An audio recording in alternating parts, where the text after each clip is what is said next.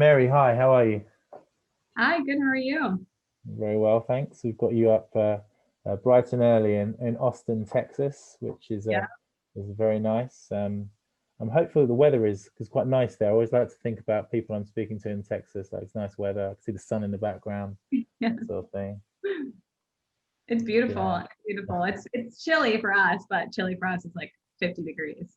Well, you'll be Fair. interested to know that it's minus 2 here today, and last night my boiler broke and we didn't have any central heating, so that was a Oh really no. great way to start the day on what is supposedly, I think it's like 7th, is it the 8th of January?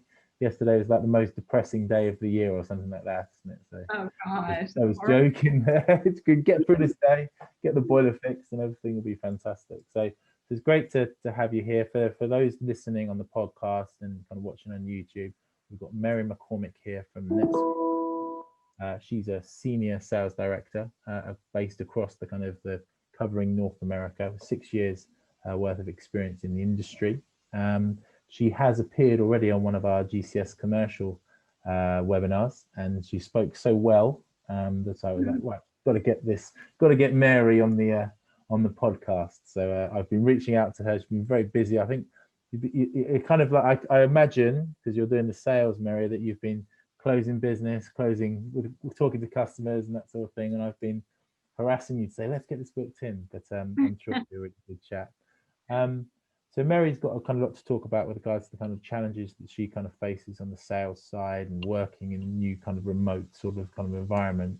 But Mary, before we start, it'd be great to kind of just understand a little bit about yourself, your role, what you're passionate about, what you're kind of focused on for 2021.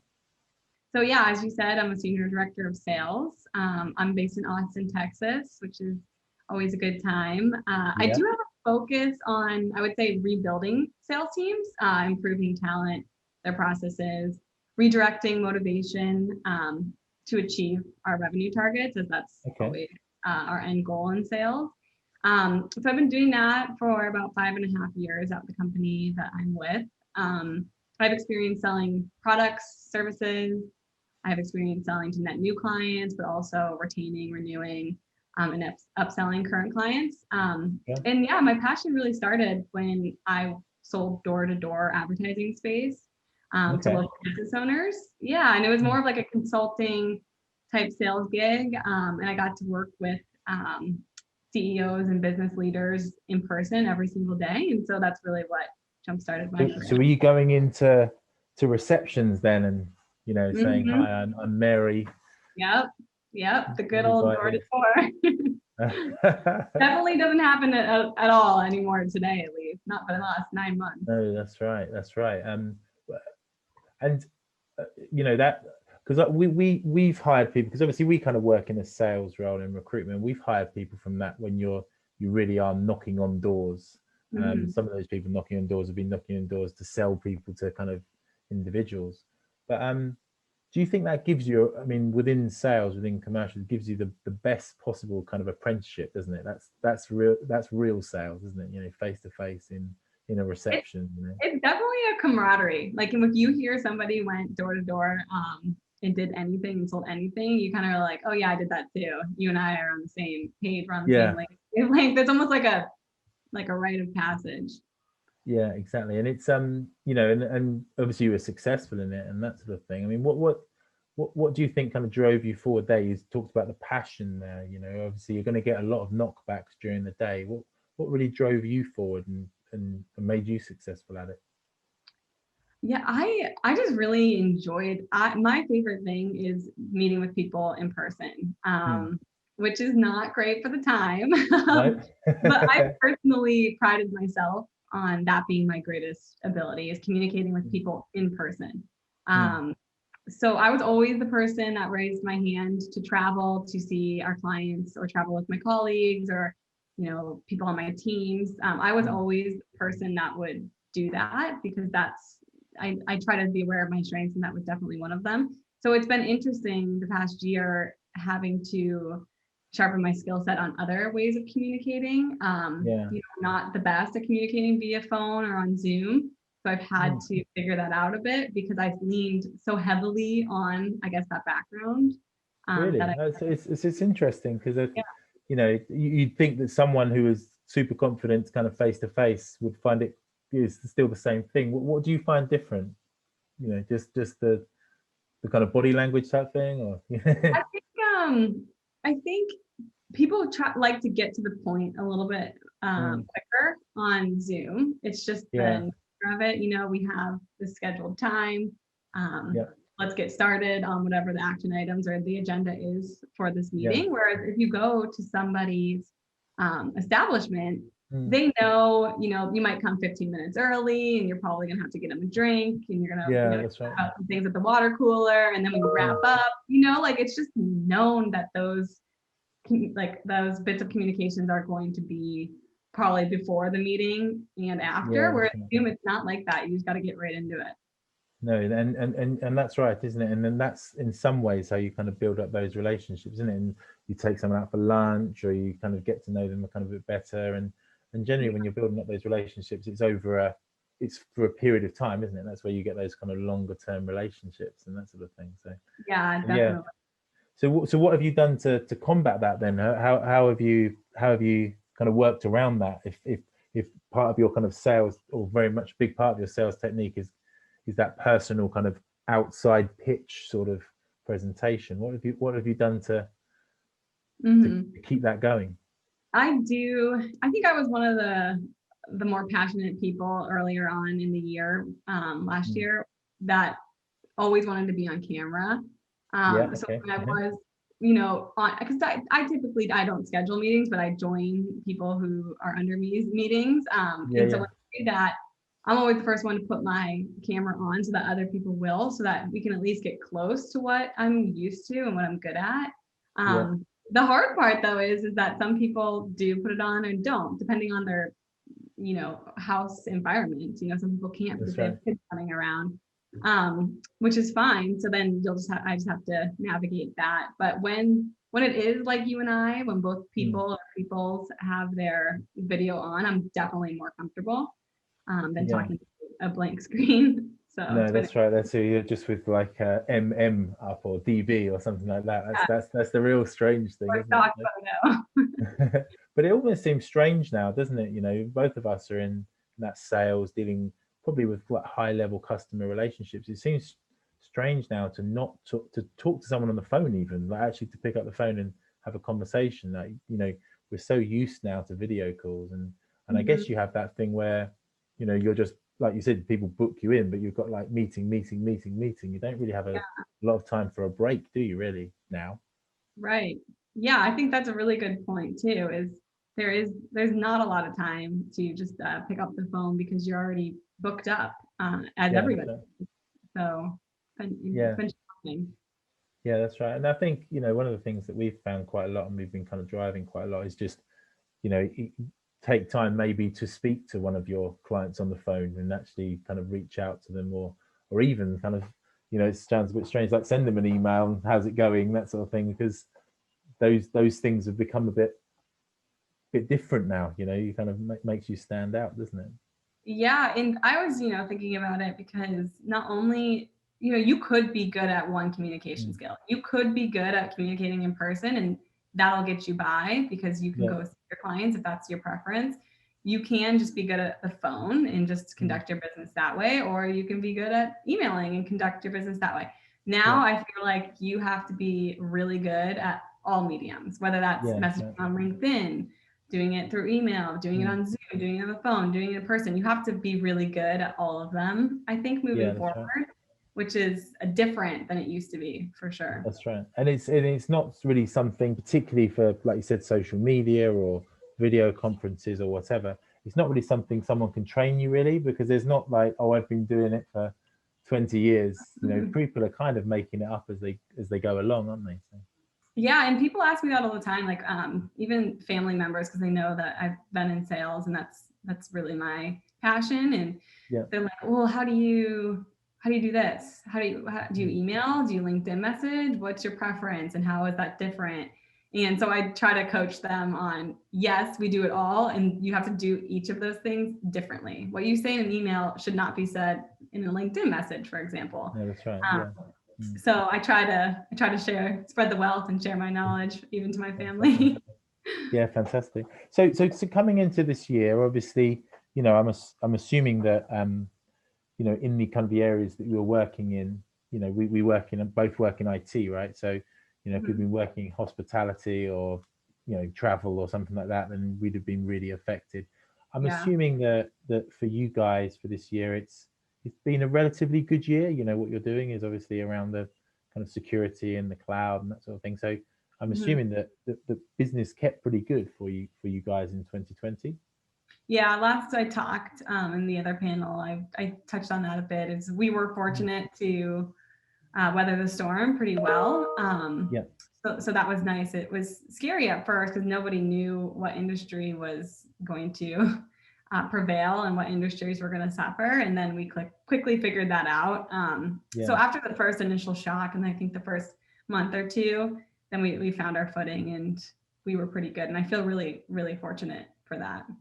Yeah. And do you feel kind of excited about the year ahead? Obviously it's been a tumultuous year, particularly in America, particularly even yesterday, but do you feel this is going to be a kind of calmer bounce back year kind of going ahead? Is that what your clients are saying to you? Or I don't think it's going to be that different than last year, personally. I think it's going to be very, very similar to what we've been dealing with. I would say from like June till December, we figured it out.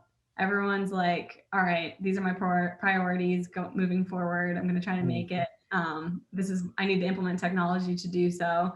And I think we're just going to see all of that for the next year. I mean, no one's going to, that was struggling in June is going to all of a sudden be hitting the ground running unless they drastically change their processes or their technology to do so. So I really don't think there's going to be much difference this year, but I'm still excited for it because we did do well last year and we figured it out. So I'm very excited for 2021, but I just don't think it will be that drastically different. No, that's right. We haven't got too much good news for people other than the fact if you're good at this type of thing and working in this kind of virtual world, then it'll be good. And you have obviously a kind of a team that you kind of work with, Mary, and you talked about getting used to it, reacting. What as a leader, what did you do about that? How did you go about that? Because I think that's particularly interesting. Because if you're saying like it wasn't a bad year, then obviously you would have done certain things that made people successful. And for our listeners, that's always quite key to know. So how did you react? What were the key things you did? I think, and I touched on this last time, 2020 was a year of connecting, figuring out how to all stay interconnected without being in person. So I worked with a couple different teams over the course of the year, the pandemic year. And my younger team, the folks that maybe were a little bit newer to the industry and to their careers, it was difficult because they had never worked from home before. And so they had to figure out how to keep themselves motivated. I had to figure out how to keep them motivated and myself motivated.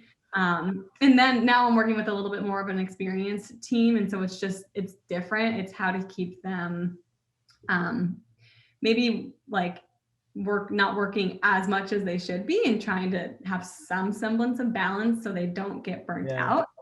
So we've found that as well. It's difficult, isn't it? Sometimes, we probably know it from ourselves. There's no real need to stop, is there really? And particularly in sales, if you're busy, it just keeps going on, doesn't it? There's another customer, another meeting, and it is quite difficult. Where we've talked about it quite a lot to say to people, kind of take the holiday, take some time out, because you can burn yourself out, can't you? Oh, for sure. And we were talking about that. Me and my team, we were talking about that yesterday. And I'm like, the cool and challenging thing about our job is that there's always something that can be done. There's always something we can do. So it's just really hard to turn off when you know that. But we did just get off. We did have break. So basically our company says, take this break throughout the holidays. We're shut down and then we go back to work in January. And it's very difficult for salespeople to do that. But I think people did it this year better than they have done it in the past. So that was really interesting to see. Yeah, and I think that's one of the key things you get from, like you said, with your teams, and that is that I think that what this has done is and I've said this on a few podcasts, is actually for leaders, it's inspired us and helped us to trust our teams more. I think, you know, I trust my team a lot more now than I did this time last year. Not in a nasty way, not I don't trust them. It's Yeah. just that I Together. felt that they need to be around me at all times to be working. But now I know that, you know, people genuinely like crack on, don't they? They Yeah. work, you know. Yeah. That's, Yeah. I think I was thinking about this a lot, the mm, topic that we're on right now, mm, over the break. And I think that 2020, like I said, was a year of connecting. And I think mm. 2021 is a year of disconnecting. Right, And I okay. mean that in a way that we need to figure out how to disconnect, because our employees will get burnt out. And that's the greatest fear as a leader, is for somebody so great that works so hard and has such an Mm, amazing work ethic to get burnt out. And so, like, what I would do back in the day before the pandemic is I would be the first person in the office and the last person to leave, because I wanted people to emulate that. I wanted yeah. people to have a good work ethic. So I You led sound by, very like me, Mary. I'm that sort of person myself. yeah. So, So. if you expect them to do it, you got to do it yourself. Yeah. So now what I'm thinking is, okay, if I need these people, the people who work for me, to disconnect, then I need to disconnect, which is very Yeah. difficult for me Yeah. to do. So I got to lead by example and Mm, figure out how to do that so that they'll mm. do it, and then we'll all be productive as a group. So Yeah, putting some thought into exactly. that. And I think as well, like you were saying about the video calls, you know, we talk about those water cooler chats internally as a leader, you get to know people, don't you? Because you talk to them about, oh, what did you see on the TV last night? Did you watch the game, or, you know, did you see that film or something? You don't just talk about work, do you? Because like you said on the video conference, you generally you're calling someone up, right? Let's talk about work, and then you don't really make a lot of time for other stuff, do you? And that's a different type of connection, isn't it? You know, you don't get to know people so well. Yeah, and you have to do it in a genuine way too. I Mm, think it was difficult for people to, yeah, kind of, shoot the shiz yeah, and just chat on Zoom and on a call. And at first it seemed a little bit unnatural, and I think it is getting a little bit more natural, a little bit more genuine. yeah. But people, they want to know that you're actually interested in having this conversation. You're not just doing it to check the box and then, like, all right, now that we got that out of the way, let's talk Yeah, about that's work. right. I've made a huge number of like new friends, particularly kind of on like the other side of the Atlantic. Because GCS does a lot of work in the US, but Mhm. obviously when you're in the UK and in the old, you'd have to fly over and get to know someone. It'd be very kind of quite forced situation. But now with some of our bigger clients, you have kind of, you know, fortnightly catch ups like in teams, and they're mostly in the house. Now I kind of know you know, people's kids' names, and you know the Yeah. fact they had a leaky roof over Christmas or something like that. That's and in the end, in sales, that's the sort of relationship, like you said, going back to that personal relationship. That's the sort of relationship that you want to have, isn't it? Yeah, and it sounds like you're doing a really great job of figuring out different ways, like through panels and podcasts and getting on the phone, getting on Zooms, so that at this point you probably feel really comfortable communicating in this Yeah, way. that's right. And it Yeah, I sounds think like so. you've done a really good job of Well, it. thank you very much, Mary. You know, it's what I think when you're sat in your front room, you're kind of thinking of things to do. And I think, you know, as a leader, and the other thing I think you found, I don't know if you found this yourself, when you get to a director position, quite a lot of your time is spent adminning or talking to people, or looking after people. Did you find that yourself? I mean, was that the sort of position, or were you very much kind of customer focused and customer facing? I am both. Yeah. Definitely still both. I talk to customers quite a bit, Mm. definitely every week, but I more so talk internally Yeah, to that's right. to the people who roll up to me, and yeah. So it's a lot more of that, like one-on-one type conversations, and then yeah, I'll get looped into customer-facing calls as well. Yeah. I'd say it's probably a 50-50 balance. And I think that for me, probably it was probably a 90-10 balance before, where I was mostly, you know, CEO of a business. You got offices, you got Yeah, spreadsheets to make for people and meetings to right. attend about meet people and stuff. And now, because that's all kind of gone out of the way, you can really kind of focus in on the customers and what they do, and and how they're going to kind of move forward. And I find that really positive for myself, like you said about this whole idea of connecting.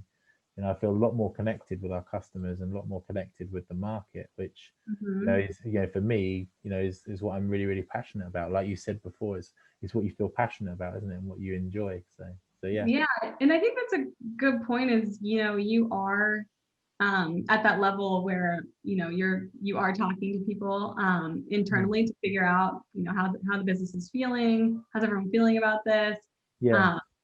It's easier to do that in person. You'd go into your office and you'd see how people, their body language, and if they're telling you something positive, you can maybe see that they're hiding something, and you want to dive into that. Okay, it doesn't sound like you're fully on board with this idea or what we're doing. Like, I can tell from your body language, like, come on, open up, let me know what you're really feeling. It's a lot more difficult to do that virtually.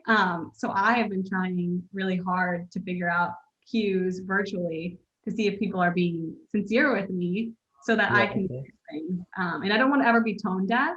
And it's really easy to be tone deaf right now, especially for sure. And you're having, you're having difficult conversations on a video call. Unfortunately, like our sales have gone down, so we have to make a decision around a particular position, which are really tough calls to have, and you would usually expect to have those face to face at least. And but now you're having them on a video call. It's and then going back to that kind of connecting again. So for you, kind of coming into this new year, you talk about that kind of disconnecting element, but kind of going forward as you see it, like thinking about kind of technology and the areas that you work with, what kind of positives do you see kind of coming out of this business landscape now? How do you see the future? Yeah, like I said, I'm probably I think I'm in the minority with this, where I'm like, oh, no, I never want face-to-face meetings, did I? When I was on the panel, a lot of the executives who had been in the business for so long are just so happy that we can finally do this virtually, because they can spend more time with their families, and traveling always takes a long time, and it days out of your week and days out of your months and years. I am earlier in my career, and I think it's important to do these things like when you are earlier in your career. And so I think for people like me, we are sad about that in a way. And I do hope we get to still do some of that and go on site and meet people in person. However, like I was saying before, the positive that I see is that I can't be complacent in my role. I can't do what I thought was the best way to communicate. Like, I need to be a better communicator. And that's a positive, because not everybody agrees with me and wants to talk and connect in person. Some people want to connect over the phone. Some people want to connect via email. And so now it's not all about me and how I want to interact. I have to figure out how to interact best with everybody. And I think that's a positive. And I think it will bring us more business. And yeah, fantastic. No, I think it's really good. And you yourselves, I mean, the thinking about kind of talent and kind of going into this year, again, one of the key things for us is that we when you talked about getting used to it, one of the things we have to work with on our clients is about onboarding and finding talent. Different leaders that I've spoken to have talked about this in different ways, but how do you see this kind of with regards to the kind of talent landscape and hiring really good salespeople for your business and a sales career? Yeah, I tried to think about recruiting. I'm fortunate that I have a lot of people around me to do that for me. I mean, still recruiting is a huge part of my job. Personally, I haven't seen it change all that much because of our business being pretty good, and we haven't hit a low or anything like that, so it hasn't changed drastically. But I mean, the hardest part for sure is not being able to get presentations in person and see how they do, and do a handshake and stuff like that. You feel sorry for the people, don't you? Really, I mean, that's to me when I've interviewed people, it's God, this must be hard. Trying to win someone over on a video call is tough, isn't it? So tough. And like I always think about the little things. Like, were they nice to the receptionist? Polite? Did they let you into the elevator before themselves? Like, those little things I care about, and I can't see those anymore. So it's different. Yeah, yeah. You just have to check out their house and what it's all about. Yeah, yeah, I Yeah. know. And so Do they that, know? Do I they know mean, how to use Zoom and things? So yeah, are yeah. they prompt? Are they logging into the Zoom on time? Can they figure it out? So Yeah. yeah, I mean, there's just little things like that that I think is a shift. But I do hope that, continuing to recruit, I do want to continue to meet folks in person because it's just, Mm. you can just figure a person out easier that way, in my Yeah. opinion. And do you think, I don't know how your sales force is made up, but are most of your people based in Austin? And one of the things we're seeing with clients is they're stretching out, so it doesn't actually have to be in Texas. We could have people working anywhere in the southern states that don't really care. Is that an option you're taking now? Yeah, that is definitely a change. Right before the pandemic, we were super focused on having people in their territory. Yeah, So if you are working with Texas companies, you should be in Texas, right? yeah, yeah, And yeah, now it's like, well, you can kind of be anywhere. If you're yeah, that good and you have the talent to do so, like I'll hire you no matter where you are, as long as you're yeah. in like a time zone that's not too far off, because for scheduling purposes, you wouldn't want Mm. somebody in the UK working with Yeah, that's Texas. right. Yeah, no, it's tough, isn't it? I mean, even those extra couple of hours from the UK is tough because it kind of we're at the end of the day here, you're at the start, as it were, and that's a tough one, but yeah, we're definitely seeing that, and I think that's changing in some ways the way that we work as agents, because Yeah. we've obviously got to still make sure that we don't cut corners, and we try to find people that are local, try to find people that are kind of switched into the right time zones, that sort of thing, rather than just Right. sending you someone from New York, as it were, who was right, but it's not quite right, if you know what I mean. Still got to do our job. Yeah. I mean, we are definitely more flexible about Mm. location, but it still has to make sense to your point. Yeah, And we also talked in the panel last time about internal promotions and like recruiting internally and how yeah, difficult it is for people, especially earlier in the career, to network, yeah, um, that's right. Yeah, to yeah, move up into different roles. And so that's definitely something that's in the forefront of our minds, and making sure that we as leaders are reaching out to individual contributors and people who we might have met at the coffee shop mm. nearby the office. So yeah, we're definitely prioritizing that too. And another thing that we've obviously done quite a lot in GCS, due to, like we said, it's a tumultuous year. There's a number of different subjects that have been raised, but is diversity, obviously, and that's obviously a huge thing. I'm sure it is for Yeah. Oracle and NetSuite. It is for GCS. Diversity in all forms. Do you think that this kind of renewed emphasis on that, and the fact that companies are really starting to think about it, will kind of change the opportunities, maybe for someone, like a younger Mary McCormick starting off, or Mhm. do you think it's going to be quite similar? I know you do quite a lot of work with kind of women in Texas and women in tech, and Yeah. what's the sort of feeling that you're getting now, following the events and the change? I think the big change in 2020. It's 100% a priority, and if it's not a priority at your business, then you're probably doing something wrong. I Yeah, actually just read a stat the other day that businesses grow 15% faster if they have women leadership as on their executive board or whatever it may yeah, be, which I thought was really cool. And I mm, think that stat is probably true amongst a lot of different buckets of diversity, whether that's being a woman or something else. mm, So I think people are prioritizing it, and it's finally sunk in, even though we've been discussing it for a really, really long time. But I prioritize like reaching out to other women that I've met before the pandemic happened, to see how they're doing. How's their motivation? Are they still motivated in the role? Like, have they thought about what's next? Have they reached out to enough people? And so I do that for other women, since that's the bucket that I fall into and that I'm passionate about. And yes, yeah. I have scheduled different like events, virtual events with women in Texas and women in tech throughout the last few months that have been really exciting. So I try to keep it as a priority, and I think my company does too.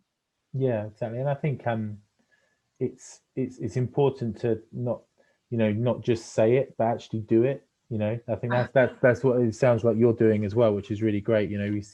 We see quite a lot of companies saying, yeah, this is really, really important to us. But what you see sometimes as a recruiter is when you actually call them up, they've got a very set, specific, old school way of recruiting.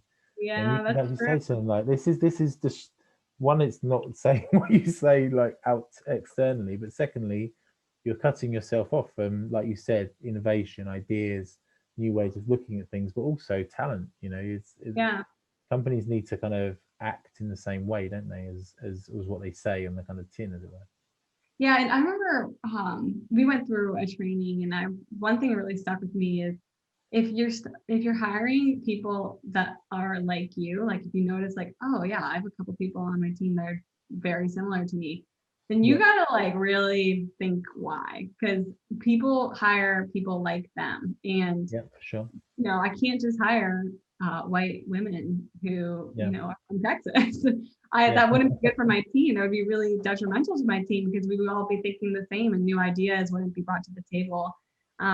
So I was like, wow, that's really interesting. And so every time I go through um, a bout of recruiting, I try really hard to think, how is this person different from me and how is this person different from the rest of the people on my team?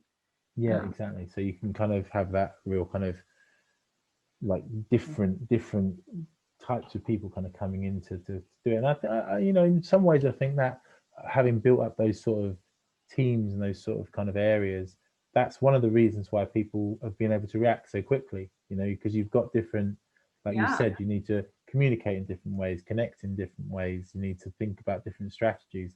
And if everyone's on the same mind frame with one way of acting, one way of communicating, one way of solving a problem, then you won't be able to react in the ways that I think like businesses like yours have reacted. And obviously that's one of the reasons why you've had a good year and looking forward to 2021. So Yeah, you're Mary, right. it's been really, really good to speak to you.